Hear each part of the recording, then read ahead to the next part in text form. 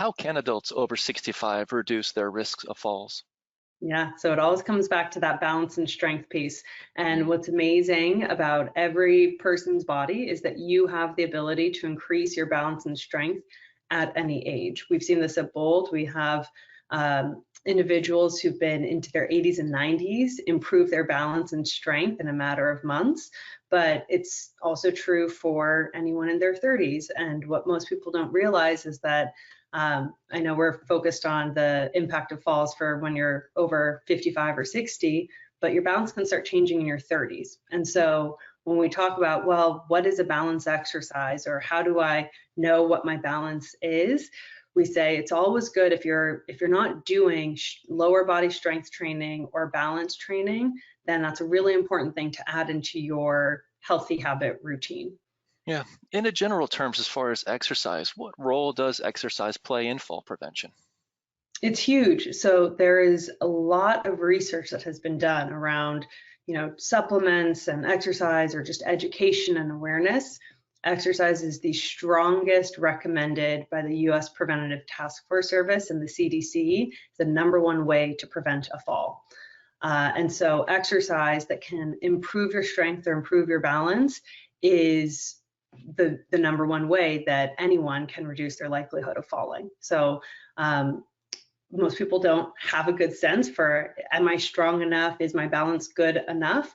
And there's some really interesting and easy to do at home assessments that can help you sort of quantify and know, hey, how is my balance doing?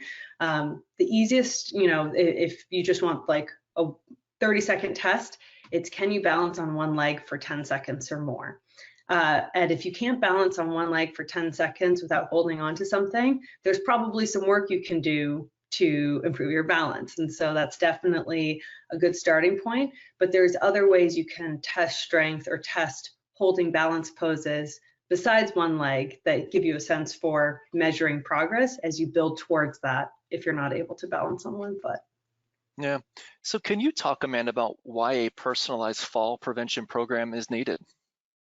Yeah, so everyone's body is different, and that's always true. But as we age, you start to accumulate more unique things in your body just from living your life. So maybe you've had a knee surgery or knee replacement, maybe you have an ankle injury, maybe you have a disease or condition that also might contribute to limiting how you move or the types of movements that would be good or bad. Osteoporosis is another big one where as you age, if your bones become a little bit more brittle, more likely to break, those falls become a scarier event because it's a higher likelihood of having a fracture. And so their personalization is important to account for all of those things. It's not a one size fits all. You assume everyone's balance is the same, everyone's lived the same life and their bodies are identical. And so here's one program. And so because we are online and digital, we can ask our members these types of questions. Do you prefer to exercise seated in a chair or standing? Most people don't know you can do a lot to improve your balance.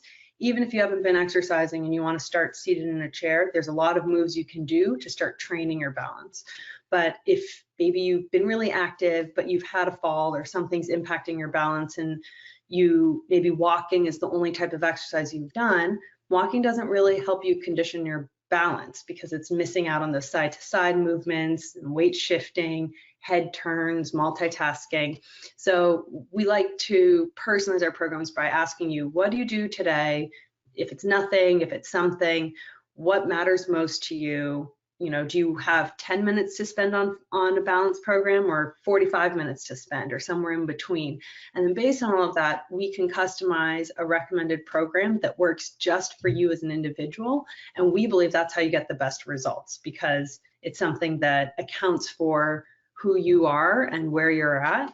And that's a lot more meaningful. And it's also easier to stay and stick with that program when okay, this was really meant for me, and therefore I'm actually more ready and able to be successful in it.